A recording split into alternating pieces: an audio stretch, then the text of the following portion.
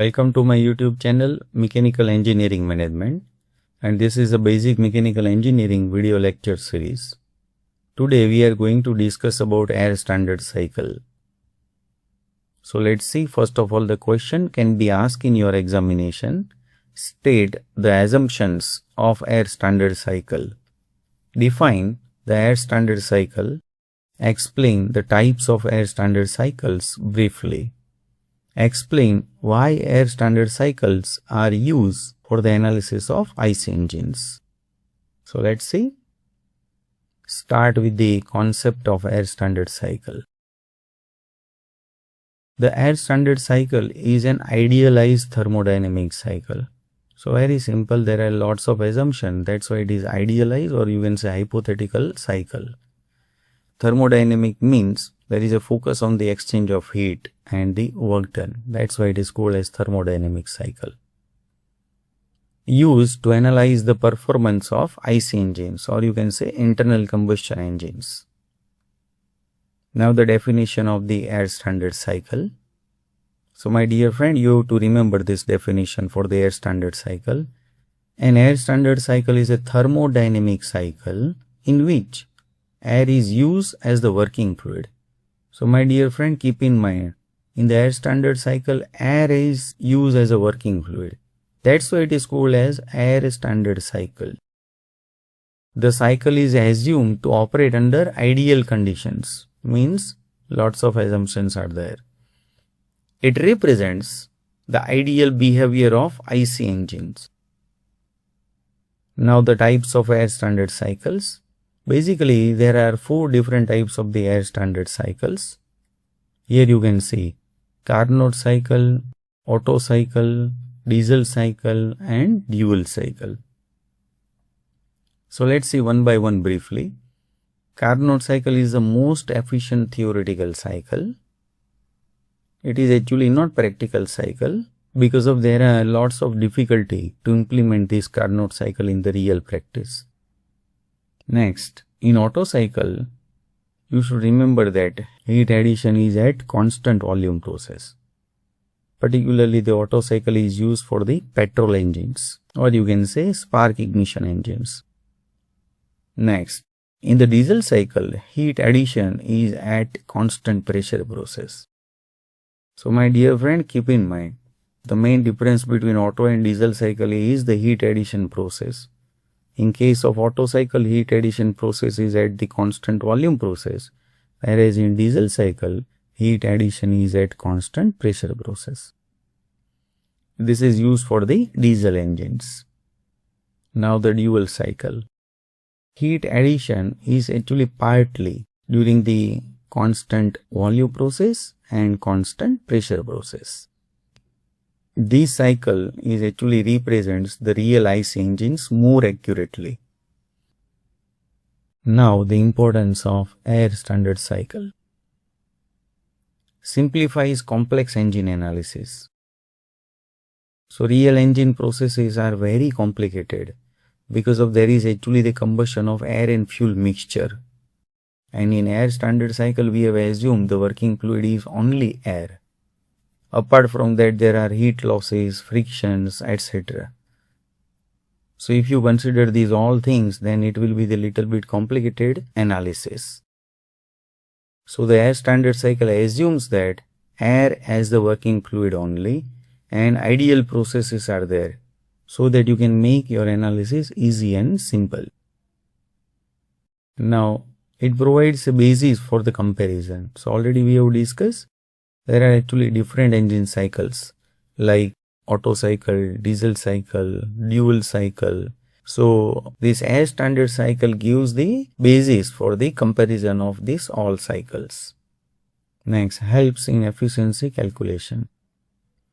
Air standard cycle allows us to derive the simple formulas for the thermal efficiency because we have taken lots of assumptions like air standard cycle, then the different processes are the ideal processes, so that you can simply derive the efficiency.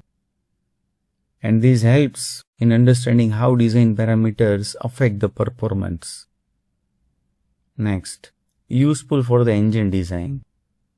engineers use air standard cycle analysis.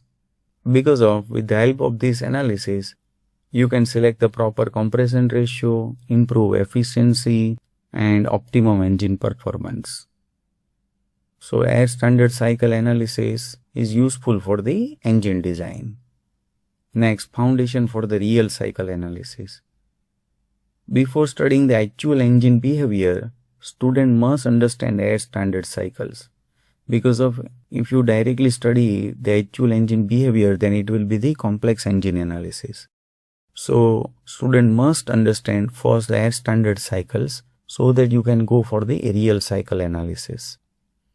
It acts as a starting point for the fuel air cycle, and then you can go for the actual cycle analysis. The last one reduces experimental effort. Instead of performing costly experiments, theoretical analysis using air standard cycles gives a quick performance estimate. So it will give you the superficial performance estimates instead of doing the costly experiments. Now, efficiency of air standard cycle. The efficiency of engine using air as a working medium is known as air standard efficiency. And so that you can understand the corresponding cycle is known as air standard cycle. The efficiency of an air standard cycle refers to how effectively a thermodynamic cycle converts heat energy into the useful work. So it is usually expressed as air standard cycle efficiency is equal to net work output upon heat supplied. If you consider this Otto cycle, then your net work output will be Qs minus Qr. So you can write over here Qs minus Qr upon heat supplied is equal to Qs. Now you can find the relative efficiency of the other cycles by using this equation. Relative efficiency is equal to actual thermal efficiency of the cycle divided by air standard efficiency. So now you can compare the actual thermal efficiency of the cycle by comparing the air standard efficiency. Now the last one, assumptions of air standard cycle. First, working fluid is air.